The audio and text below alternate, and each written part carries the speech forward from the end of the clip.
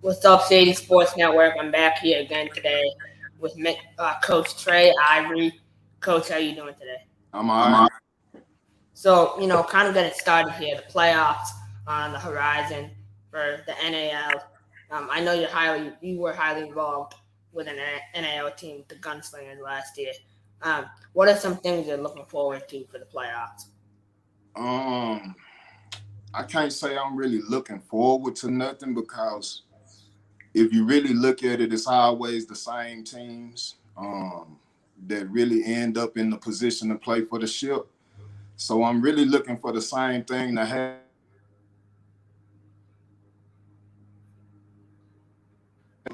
And more, some of the not gunslingers, some of the Empire over there with the Sharks now. But I believe that Castronova's going to be there, and I believe that Carolina's going to be there. I don't really see any upsets happening. I see the teams that's at the top tier being the teams that's going to make it to the championship. I would agree with that. So kind of going back here to your own personal career, coming out of high school, did you play multiple sports? I played basketball, I played football, and I was a track too, and I was an all-state track too. For sure. So going into college, what was that recruitment process like? My recruiting process was a little controversial. I kind of forgot, or nobody really was talking to me about going to college playing football. So I kind of got in this mindset that I didn't want to play no more based on some other things that was going on. So I had a coach that told me at Midwestern State and UTEP that if I changed my mind in the next 2 years to give them a call, talk to UTEP. UTEP wanted me to come in the next fall. Me being from the neighborhood I'm from, I just believed that was too long. So I went to Midwestern because they was bringing me in at the spring semester beginning in January. Went out there, was newcomer of the year. I played tailback in college. I played tailback in high school. So I was newcomer of the year. Went to school, like I said, no guidance, nobody who had experience dealing with these things. So I end up failing some classes, end up leaving there, going to West Texas, never got back on a college football field for a game again after that. Started playing some semi-pro ball and found indoor ball. They brought a team to Lubbock, so went out, tried out for that with Coach Blackshear, Rodney Blackshear, AFL Hall of Fame player, great coach, my mentor, Coach Mann's mentor, and he brought me in. He cut me 2 times, and I tell players this all the time, just because you get cut, it don't mean it's over. You have something to prove, so you need to talk to the coaches, see what they seen, see what they, so that's kind of how I got into the game. So Coach Black brought me in, and I became one of the top players that he was going to call every year. I probably was going to be one of the first. I played both ways in my indoor career. I played fullback, DN, a little bit of DB, jack, and I could play on the line too. But, yeah, I played most of the positions. So in your playing career, what were some things you experienced you felt worked and didn't work? Worked and didn't work. My preparation process was always about me. I believe that I'm my biggest competitor. So if I'm not getting better every day, then it don't matter what's going on. So my whole deal being a two-way player, which that's why I believe that I'm one of the best coaches for an NAL team, because I was actually an Ironman player in the IFL as well. So I would always work on things like beating me at full how would I beat me blocking? How would I beat me as a rusher? So it was always me trying to come up with ways to beat the things that I do, because I'm a little unconventional. I'm more or less not the person who gonna look at what everybody else do. So I guess that'll be one, being a copycat, being a player who complacent with doing things the way the majority do it. I always want to separate myself. It's the same thing as a coach. I want to separate myself from the group and have everybody looking and saying, who is that? Who is number 4? Who is number, whatever number I got on at the time? I want the question to be that, to go and find out who I am, where I came from, and how I got to where I am. So when I say what worked and what didn't, I would say the things that didn't work would be things you do off the field, things you do in the community, that are counterproductive. I would say, not working out, not watching film, not studying, going into the I call it the vacation mode, because some of these players, they go to play football, but they really go for the vacation. Kind of like if we use San Antonio for example. San Antonio would be a good place for somebody to go, just to go to be able to be in San Antonio. You see what I'm saying? But if you talk about Odessa, where West Texas Warbird is at, that's gonna be a different environment. Nobody's really going there for vacation issue. You really gonna have to focus on football. Population is, I want to say, less than 200,000. The team is gonna be more or less supported more by those people in Odessa than those people in San Antonio, due to the demographics, the size of the city, the population. Other professional sports like the Spurs, the Brahmas, and anybody, the Astros, you got to compete with all that. You got to compete with everything. Concerts, anything going on in a big city, you have to compete with, So I would say some of the promotional things that didn't happen made things go bad, because it's a lot of teams not around now based on some of the things I would say that didn't work, not really getting in the community as a player, because if you go somewhere, you never know what you might find there. If you single when you get there, you might end up finding your wife there. You might end up finding a job there. It depends on how you network. That's why I talk to players about NIL. That'll be something that I say that I didn't do that I should have done, which was get out more and try to promote myself to bring in other things and other opportunities, And I tell quarterbacks all the time, y'all should be out driving cars on car lots. You the quarterback. So everybody want to be around you. Everybody want to talk to you. Everybody want to know. Everybody wants your face. So you should be out, but it don't happen because a lot of players don't believe that they should hustle like that. They believe they should get all the money that they want through the pay from the team. But you gotta hustle.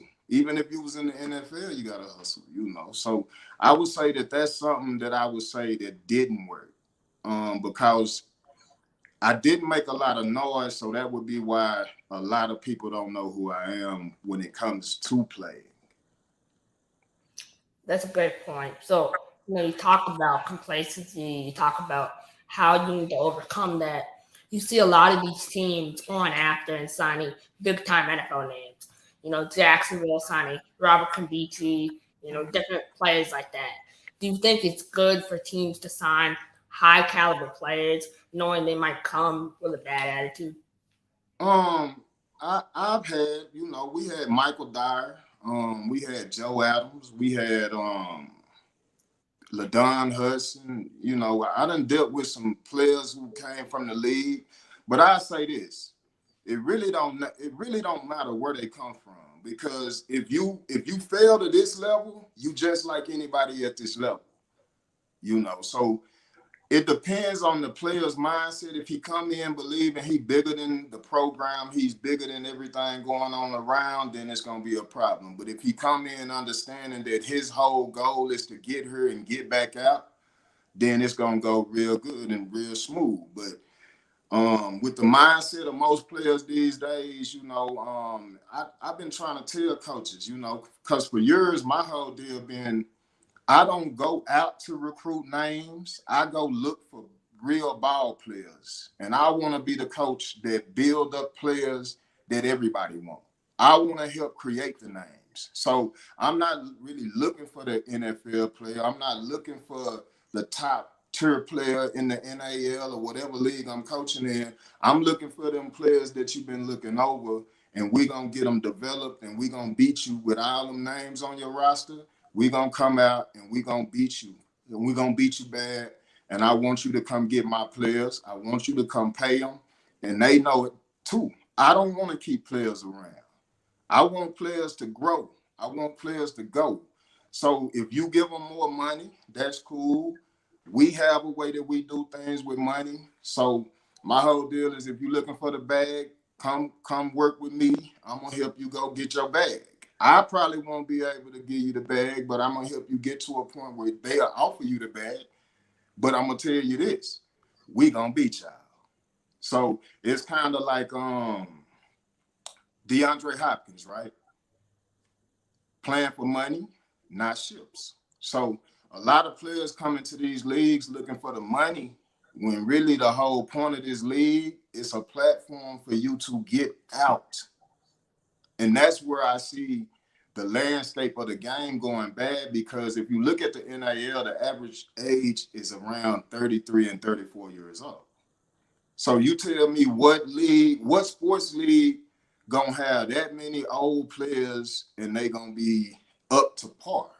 They gonna be up to par with their preparation process, coming in shape, coming in strong, coming in able to run, coming in knowing what's going on when it comes down to their opponents and within their team, coaches, so on and so forth. So it's a little hard dealing with those NFL players, because I done had some problems out of a couple of them as well, because they come, like I said, because they've been there and I haven't, or you haven't as a coach. They believe they bigger or they above everything. But at the end of the day, this game and that game is completely different. So if you don't know the adjustments you have to make in this game, it don't matter how good you think you are, you're gonna look bad, and then you're gonna be replaced, and you'll just be another big name going to another team to hopefully help them sell tickets, because that's the only thing I see for people to sign big names is to try to up ticket sales.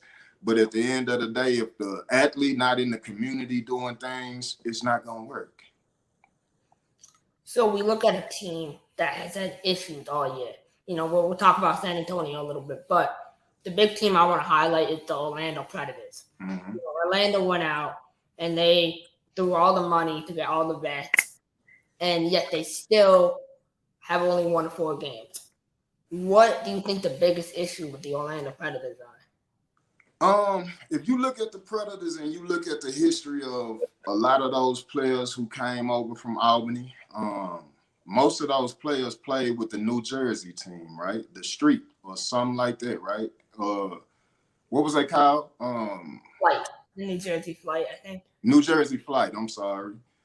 That team wasn't that good, right? Yeah. So when they end up transitioning over to the Empire, they was part of a championship team, and everybody believed that changed the persona of who those players were. Now, those players end up with Orlando, and Orlando's not winning. But this also goes to, it's not me saying those players are bad, it's me saying that coaches have to understand how to mesh up the team. They have to understand how to mesh up the philosophy with the pieces they got to work with. And when I look at Orlando already was a kind of stacked team when it comes to what people believe is good players in the NAL. In last year, they had Cato, they had Max, they had pretty much most of the players that they have now. So what I seen in Orlando is a lot of lackadaisical effort. If you look at the tape, you get a lot of walking, you get a lot of walking on tape, a lot of non-hustle. A lot of look like you don't study film, look like you don't really care about the preparation. You take plays off when it's not time to take plays off. I also look at the OC and I say, well, I know he did what he did and with the Empire, but you got to still look at the Empire's defense because their defense operated at a different. They did things a little different than what everybody else did as well. So it wasn't the offense that did it. Defense win championships. It's as simple as that. You know what I mean? And everybody has forgotten about defense, including the players. The players are playing defense just so they can play offense. So they over there giving lax effort on defense to go out and give all effort on offense, but don't understand the only way they're going to win games is to get the 2 or 3 stops during the game. If you don't get the 2 or 3 stops, and they do, you're going to lose. And if you don't have the right mentality, there's no coming back. There's no way to even do anything about it because if you haven't prepared for these situations, there's no way for you to prepare while you in the situation, if you know what I mean. So for San Antonio last year, they obviously struggled a lot. I think the record was 4-8. Fred Shaw still won Coach of the Year, which is a different story in itself. But what were the early season struggles like on an organizational level and the team level? Early season struggles. Let's see. When I came in, they didn't want to do physicals. They wasn't feeding. The original owners just didn't have an understanding about what really they needed to do to win their players over. Struggle with discipline, struggle with effort. After the first day of camp, we had so many starters sitting out because of conditioning, talking about their hamstrings, their this, their that. We had players come in to camp hurt, and they still was kept around the whole season. One other struggle for me was trying to cut players. Another struggle was trying to communicate with owners, communicate with players, just based on the fact nobody wanted to hear the truth. The whole time I was there, I told players, man, if I get fired, it's gonna be because of the truth. And they would ask me, but what would you do? I can't do nothing. You can't save something by telling a lie. So I saved myself by telling a lie. It can't happen like this. So the struggles just came down to lack of preparation, lack of discipline, lack of effort. I got plenty of practice film up on my YouTube page for anybody to go see what we was doing and what the effort and everything was looking like. So it was hard to get players in that could help us win, and then we ended up having so many of those gunslinger players from that 2021 season, and we couldn't get any of our players that we had with the championship team on the team because at this point, hindsight is 2020, and I believe that none of those players was being signed because it would have put the team in a position where I believe the coach believed that I would have had more pull than what he wanted me to have. I'm a disciplinarian, and that's what I was brought in to do. And it was switched up, and it was said that it wasn't good for the team. But if you're looking at the team right now, they need it. They need discipline. They lack effort. If you look at the DBs, they're playing 10 yards off the ball. That's lazy. If you look at the pass rush, if you look at the walking, if you look at the things going on, it's missing something. But the coaches that are there, they don't have the mentality to give those players that. They are the coaches who look to be liked. See, I'm a coach. I know you might not like me at first because I know that I'm coming in doing something that another coach didn't tell you, which is everything we need to fix for you to be great. Because I come in asking the player to write out all his goals. Write your goals out and turn it in to me. This is how we hold him to his own standard. when he wants to lack, when he doesn't want to put in the work, he doesn't want to be the productive player, the all-star, the champion that he said he wanted to be. We pull out his paperwork. We talk about what he wrote down, but we also talk about what the standard is and what we expect. But if you don't have any understanding of the player and where he's trying to go, then it's kind of hard to hold him to a standard because they can always say they didn't say that. So we get things on paper and we figure out how to maneuver the situation into our hands. Going 4-8, really ain't my type of party, you know. Also, something that's not my type of party is winning no award for not being what they giving me the award for. So me as a coach would give that award back and tell them to give it to somebody that's worthy of it. Don't give me anything because when you come back to 2023, you got to stand up to that all the way. You see what I'm saying? So it's like when you talk about Orlando, right? Last year, Orlando's whole team got snubbed from any all AFL one first team or second team because they put all the San Antonio players on there, right? So my whole deal is I explain to the players that you don't get rewards without doing what got to be done to get them. And everything that I said was debunked because they got the awards. So this is why they won't win a championship is because they already got the rewards last year. And that's going to bring them into this year with a complacent mindset, believing that's how things work. And that's kind of what San Antonio's reputation for football is built on. That's before 2022. The reputation was built off beating the North Texas Bulls one time by 1 point, right? Last year, beating the Empire.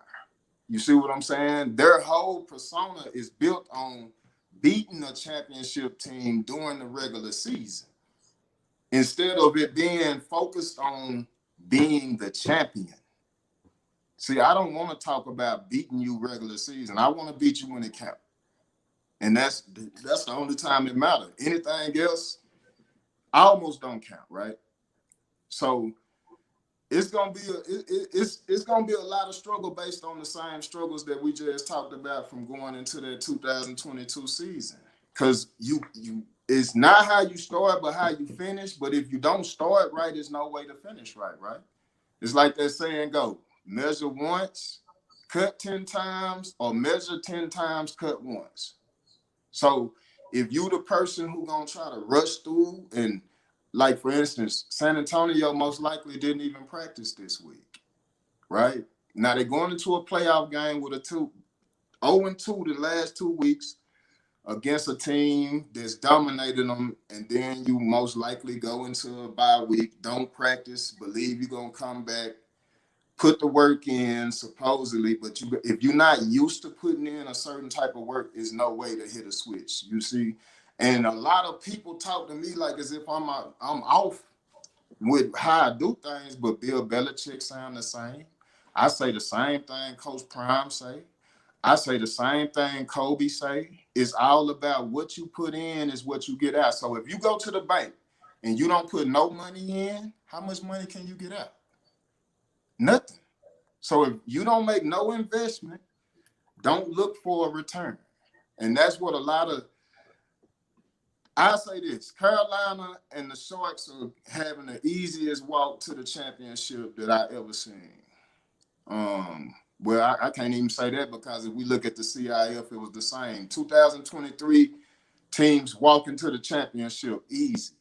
The same teams. You see what I'm saying?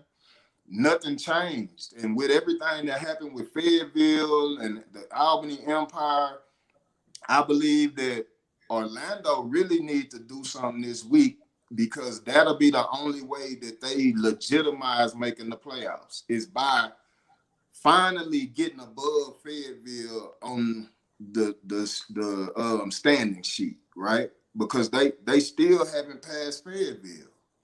So it's a lot going on. San Antonio still dealing with the same problems that they was dealing with in 2021, gassing players up, and believing that the players are up to par instead of bringing them up to par, you know. And most likely I get a lot of hate about what I'm saying, and I probably get a couple of inboxes. I've been getting them all year just based on me picking them to lose. But at the end of the day, I know the preparation process. I know the players. I know, you know, I don't know the Phillip Barnett's and a few players, but the other ones, I know what they bring into the table. And it's not going to change because once you get rid of the discipline, everybody gets lax, right? Everybody falls into that comfortable zone. And if you notice, San Antonio's having the opposite of last year, this year, right? Last year, they started off bad, finished a little better. This year, they started better and finished in the way they started last year. So they peaked around when they beat the Sharks, maybe. They peaked, and they really blew their load in, and now they're having to try to scramble to try to get it together to try to actually make a championship run. So, despite everything you're saying, how have you been able to maintain a positive relationship with Coach Fred Shaw? I'm gonna say this. I don't have nothing against Coach Shaw. But I wouldn't say that the relationship is positive because he believes I'm hating on him. Just based on me making predictions for all NAL games and picking his, I guess. But my standard is, like I want him to see this right here because when we lost to the Gunslingers in 2021, right? We lost by 1 point. We held them under 20 points the whole game. We lost 23-22. I was sitting in the car with Coach Shaw. He said, man, your defense balled today. I said, man, we sucked. He said, man, you don't never want to take no credit. I said, I can't take credit because today we had to be better than what the standard was supposed to be. So we gave up the score at the end of the game with seconds on the clock, lose the game. And I'm not, so if I hold myself to that standard, why would I not hold every other coach, every other player, and anybody to the same standard? I don't want praises. I just want to win. I don't want I want you to think I'm going to lose. My biggest deal is if somebody pick you to lose, it's your job to prove them wrong. Right? And if you do prove them wrong, just be happy you proved them wrong. You don't have to go out, say they hating, go out in the comment section, in they inbox. You ain't got to say nothing because your focus should be on winning and doing your job. The outside noise, I'm a spectator right now. None of this should matter. None of the outside noise should matter because all of us, me and you talking about it because we not doing it, right? We talking about it because we looking at it and not down there. So it's up to you as the player and the coach to give us something, which is you create and change narratives through your actions. So if you want something to be seen or said different, you show something different. Because we looking, and the only thing we gonna talk about is what we see, right? And like me and you had the conversation the other day, right? I never talked to you before, right? You said some things, I said some things. So we both were speaking from what we visually spectating and looking at, but when some of these coaches need to get out of their emotions and understand when you dealing and players, when you dealing with a spectator sport, you can't listen to what people saying because some people not gonna like you, some people gonna like you, and then they gonna like you and they not gonna like you for the same thing.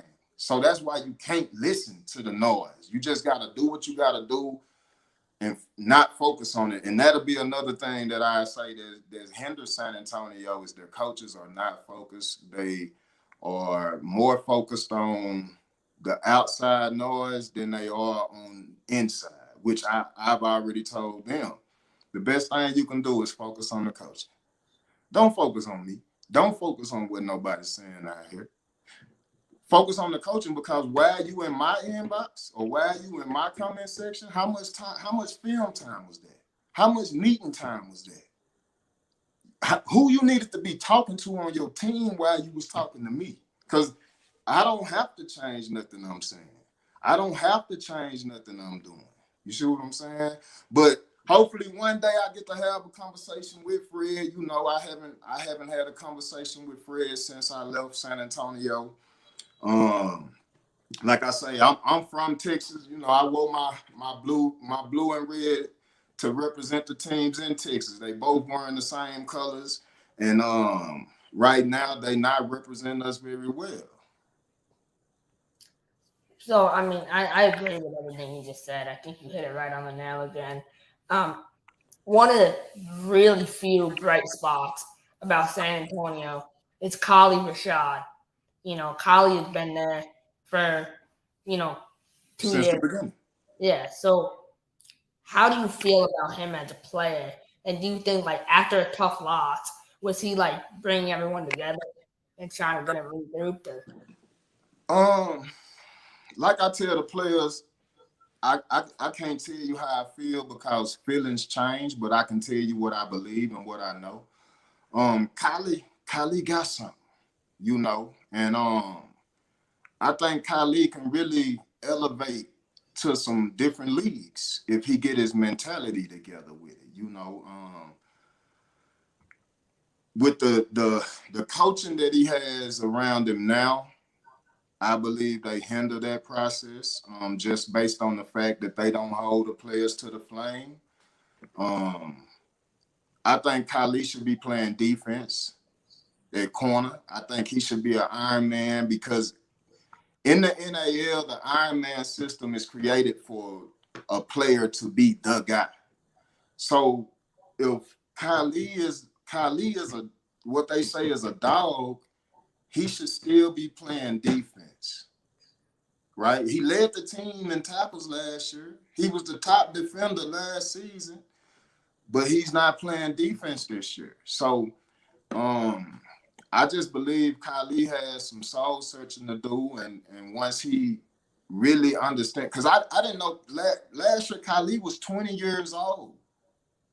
I didn't know he was that young. So when I heard how young he was, I'm like, man, this man can go if he want to, but he's got to be willing to separate himself from everybody within, and he has to be willing to lead by example. So once he decides to do those things, Kylie can be, you know, he's special now, you know. So just think about how much more special he could be if he would just do those small things. They not hard to do, but they are hard to do, especially if you're in an environment where it's not required. So right now, Kylie, if I believe they have a better chance at the playoffs, winning a playoff game, if Kylie's on the defense. You know, they had a couple of other things, but right now, I don't believe that Kendrick Ings should be in high motion over Kylie because Kylie is the biggest threat.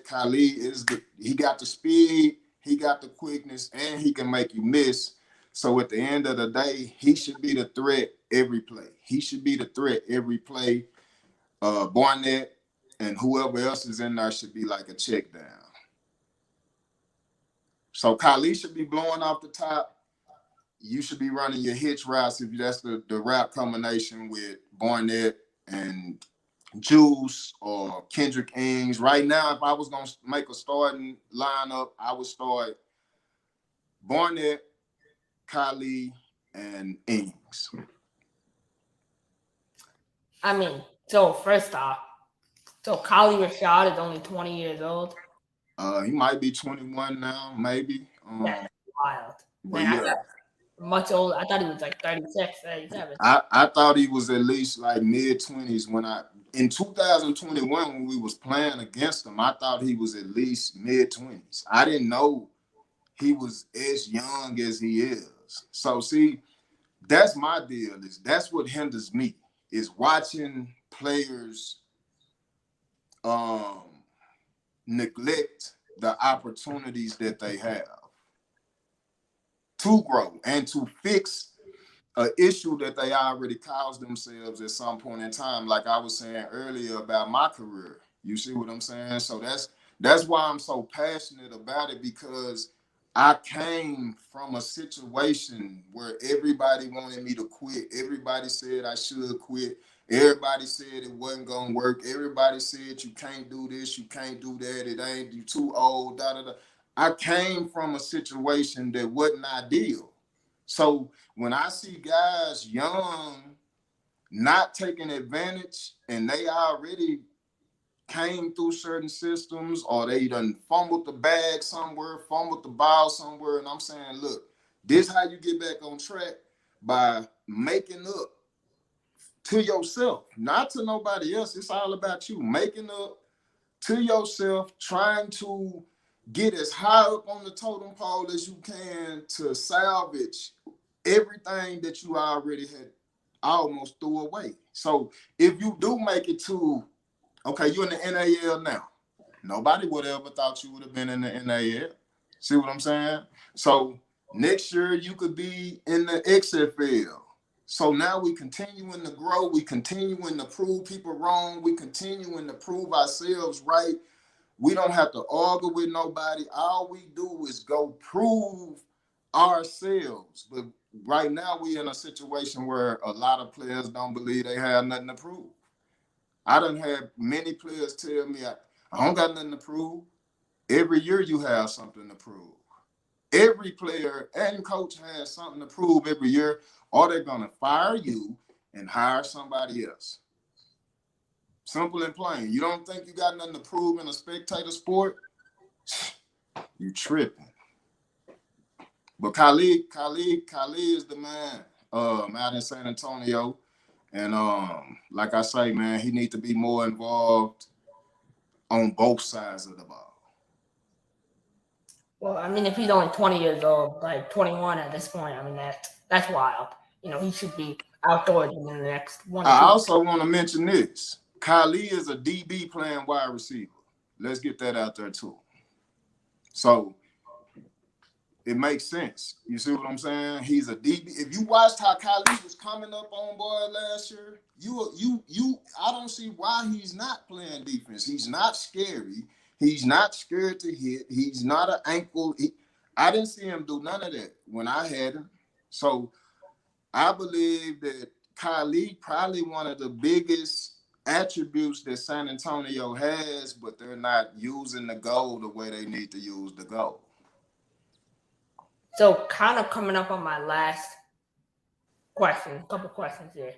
I know you've run your own kind of YouTube channel / sports company. Talk a little bit about that. Coach Trae Sports, what we do is we try to help players rebound. Like we was just talking about, somewhere you messed up. So what I do is try to develop players to be ready to go into these indoor leagues. Because like I said, everything I'm looking at across the board, all players play the same. So I teach the players the little tricks and trades that's gonna make them look different. Also, what my goal is to give them film, help them play in a certain way that gives them film that will help influence outdoor football teams to want them.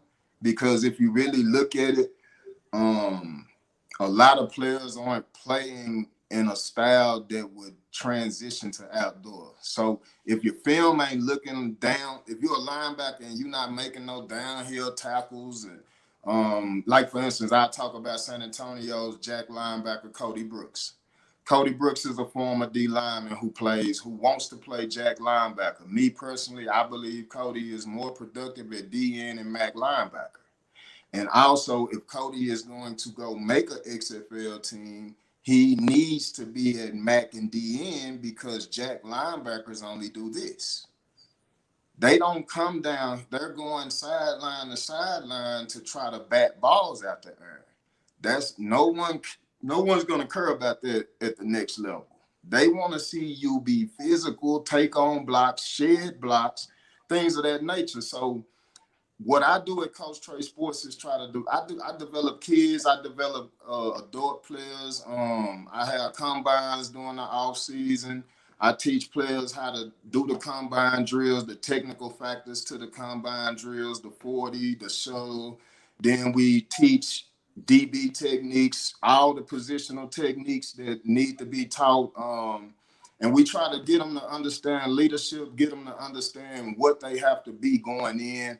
And also I try to get players to understand the opportunity is real, because a lot of players aren't really looking at these opportunities like they should. The ones that's in there right now that me and you looking at play, they not understanding that it was only 7 teams and 25 players per team.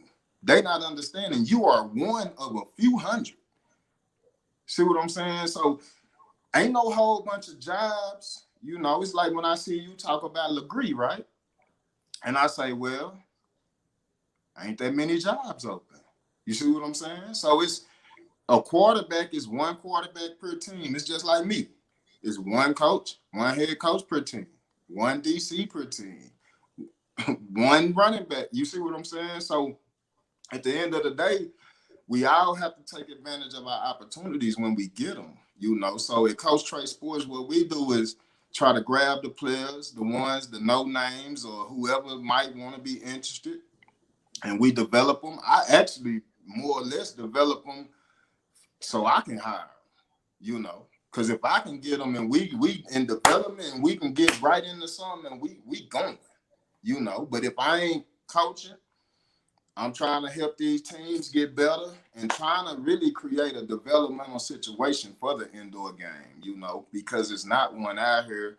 And I believe that a lot of the coaches is slacking on the development because you really don't have time to develop. So I tell players all the time, name the other coach that's willing to do what I'm doing. They don't care about you in the off season. They only want you to come ready. And if you ain't ready, then they not dealing with you. Well, I'm gonna deal with you in the off season too. That way, we building not only your football skills, but we building a relationship that can last forever. And see, I believe that the way I coach is the way that I become immortal, because most of my players will tell their sons about me. Most of them will tell their grandkids about me, because most of the players I done had done told me that they never had a coach like me. You know, I come in, I'm transparent, I'm truthful.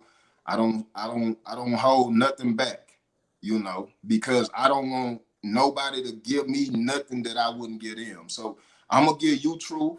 I'm gonna work you hard. You give me truth, I'm gonna work you hard back, you know. So that's what we do at Coach Trae Sports. A lot of people think that really just mean my name, but what it is tenacious is the T. Relentless, tenacious, resilient, athletic excellence. And that's what we do. We build tenacity. We teach you how to be resilient, because you're gonna deal with a lot of things at this indoor level, kind of like if we look at what happened with Fayetteville, what happened with the Empire. That's a lot of adversity that you need some resilience for. You see what I'm saying? And the only way you can be excellent is to be resilient, is to be tenacious.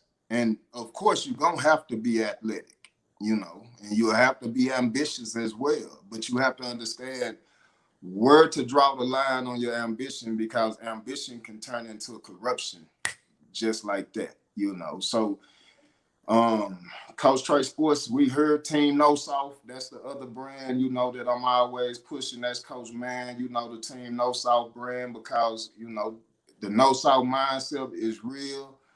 And we just out here trying to let our walk talk, you know, which means that let what we be doing be speaking louder than what our lips be saying, you know, which is how I don't know how you came across me or nothing, or how you even know about me. But it had to come about based on something, you know, somebody talking or something you seen online. And that's how most of the people that I get to have a conversation with, I get to have them conversations based on that. For sure. So, my final question for you is, going into 2024, where are you looking to coach? Um, I'm looking to coach wherever they looking to win. Really win. And when I say win, that's just based on pick me and you. We gonna do something special. I got the players ready to go. I got everything you need ready to go, guaranteed. Um, Hopefully, like I say, I wouldn't mind coaching in the NAL. I wouldn't mind coaching in the CIF, the AFL. I'm really up for grabs for any of them, just because, like I said, I know all of their games, and I believe I can beat all of their coaches. So every week I sit down and I game plan. I was still able to get on to the vid swap for San Antonio for a while, but they ended up removing me. So I do it by the videos now online, but at the end of the day, I'm a game plan for every coach in every league every week, because when I do see them, they won't know nothing about me, but I got all of them down. So if they're not willing to sit down and watch at least 6 hours of film every day, then they not gonna ever be able to stand up to what I'm gonna bring to the table, because it's a requirement that we understand and be students of the game as well, because we have to be able to explain why we do things, So if we got philosophies and schemes and we want players to do things this way, that way, we have to be able to explain why. Because our players coming in with this is how I do it, this is how it's been working for me, yada, yada, yada, but that might not be the case within this scheme. But at the same, it's kind of like, have you ever heard Chad Johnson talk about the difference between when he was with the Bengals and the Patriots? Yeah. Yeah, that's the way I do it, is the Patriot way. Which I just say that I don't know exactly how they do things, but I know for a fact that they structured and they believe in how they do things. We're not gonna do no freelancing. 2024, I'm on the hustle trying to catch a job. I don't really think I get a job as any type of assistant or any type of DC or OC. I can coach any of them, but I just don't believe I would get a chance at an opportunity at coaching under nobody, because I know I'm gonna work hard, and that's a threat to a lot of coaches. If you come in outworking them, it's a threat. So I don't know why a lot of coaches don't work hard, but at the end of the day, I'm gonna work hard because I had to work hard to get here and to be able to do this. I'm 2 ships in.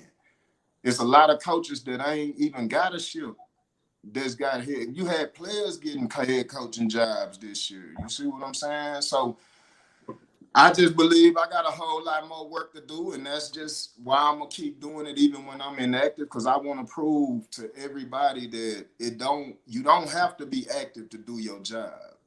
So while you sitting back believing that he ain't got it, he ain't doing it, I'm working every week just like I got the job.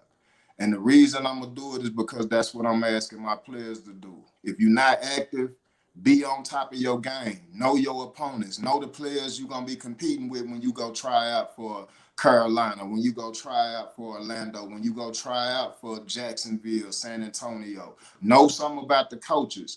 You can't go into these things blind and just go out there believing you're going to get signed off of a blind issue. Even me as a coach, I can't believe I'm going to get – that's why I appreciate you contacting me, because at the end of the day, I needed to get on here and say all this. I needed to get on here and talk, without it being a deal, where I'm on here with malicious issues. But my whole deal is I'm all about the game. I want to see the game elevate and be around. I want to see teams stick around. I'm working on trying to get a team here in my city, So at the end of the day, it's all about just wanting to see the game go. I love the indoor game.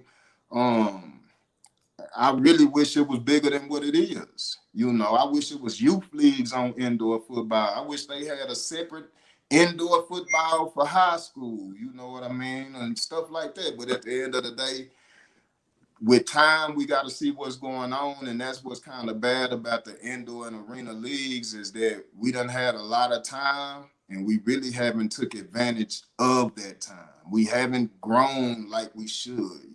Would you agree? For sure. So 2024, I'm looking to jump in, whether it be head coach or coaching under Coach Man, who, we looking at, because he not active either, which will tell you, it's crazy. A coach with 2 championships, not getting a call for the job.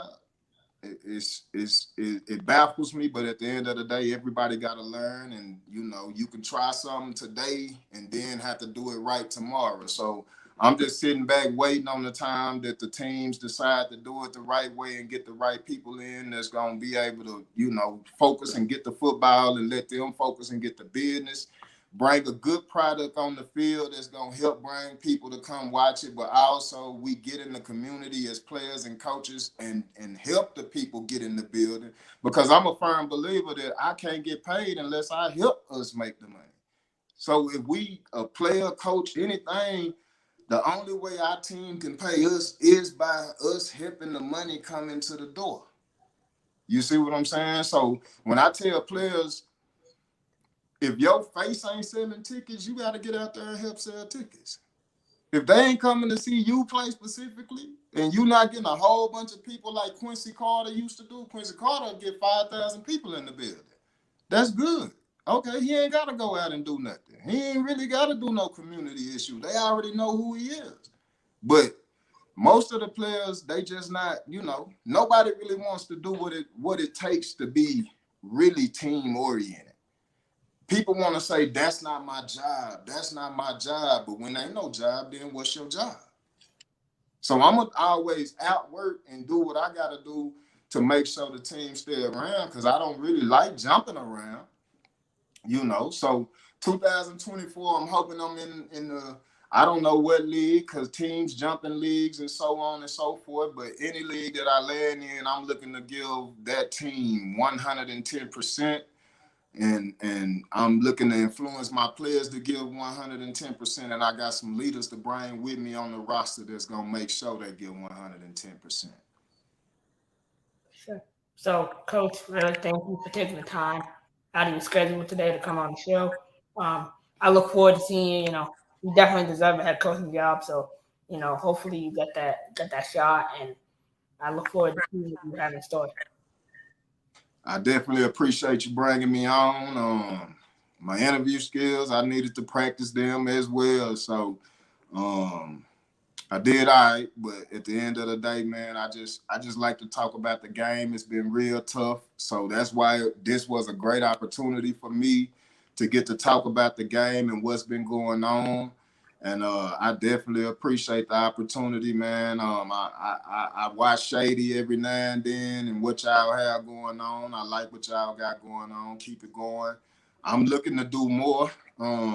I've been trying to find me a podcast host, because like I said, I just believe that somebody needs to talk about the game too that's got a little bit more in-depth look of it, because it's a lot of other people that do what y'all doing that's more or less fans of this team or that team. So they don't really speak about things from a non-biased perspective, but also they kind of sugarcoat things, Yeah. which kind of makes it to where these players don't have to get themselves together. These teams don't have to get themselves together, because everybody's walking on eggshells believing that they gonna blackball and this and that and whoop-de-wop.